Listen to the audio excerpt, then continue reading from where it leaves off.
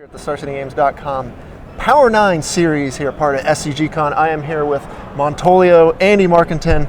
Congratulations on taking this whole thing down. Thanks very much. This was a lot of rounds of vintage, probably the most in recorded history for a tournament that had a top 8 and everything.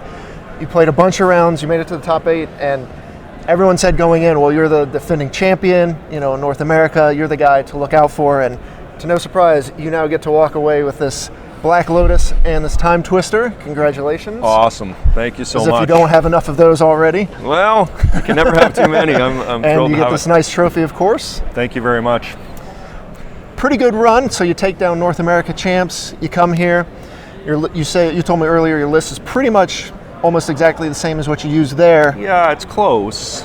The big changes that we made for champs is over the last probably 6 months, there's been a big rise in the card called Paradoxical Outcome, and the deck has become really honed. And typically combo strategies have been stifled by workshops, but since the restriction of Thorna Amethyst, these decks have become a real problem for workshops. Like since my title in 2017, and so the big change I made in the board is that.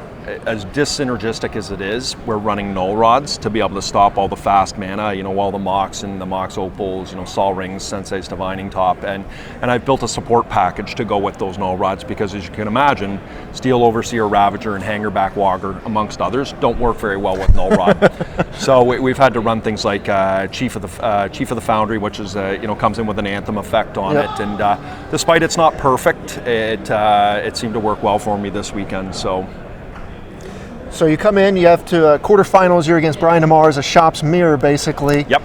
You had 2 of those, of course. So what is the secret to winning the Shop's Mirror? Because you're, the 2 seed in the finals, but take us through the match against Brian and the one in the finals here too. What's the secret? Yeah, well, there's a luck component for sure, okay, with reference to how you win these, because it's who gets the faster hand. Being on the play is a tremendous advantage, as it is in any format, but particularly in workshop mirrors, and you want to be able to deploy 2 threats at once, whether it be an uninhibited Ballista, an Overseer. These are extremely powerful cards. Or one of the bridesmaids, which is so important in the deck, is Hangerback Walker. Sometimes if you get the beat down fast on them, it gets to the point where they just can't block your Hangerback for fear of deploying the flyers, and you get those flyers going with Anthem effects, whether it be the Overseer and the Chief. They just can't win. So really, it's having a fast start. Not sure you're aware, but we all side out spheres. We're all just trying to play basically what's a modern set of Affinity, a very fast aggro deck, and you're just trying to get ahead of your opponent. So take us through the finals there, Game 3. On the draw, you guys both keep your 7. What's going through your head when you're looking at your opener and everything? Yeah, really it was, I can't remember the exact details, but I believe he had quite an explosive start. Like he had an Overseer and a Soul Ring and a Ravager or something like that, and I had an Overseer in my hand as well.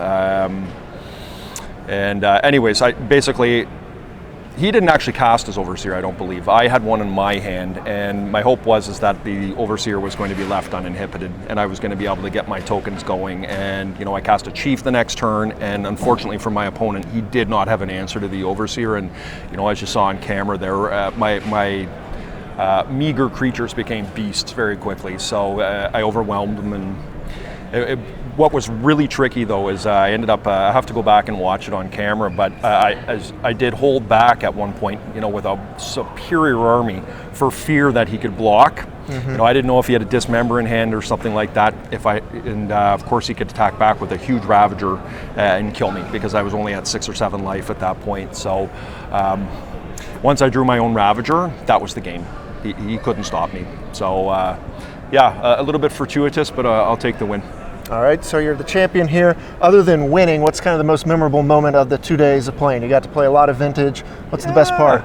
Well, you know what? The best part of is the vintage community. Like, you know, I only get to see these guys a couple times a year. I only travel to some big events and maybe once or twice. So seeing the community is the best thing. And of course, it was very nice to come and hang out in Roanoke. You guys have a beautiful city here, and you know, some very good eateries. So yeah, just a lot of fun. I'm looking forward to going out and hitting one of those eateries shortly. I think we all are. Yeah, you had speaking of your sports, you had a ton of people here watching the finals. Yeah. Very happy that you were victorious. So it feels wonderful for sure.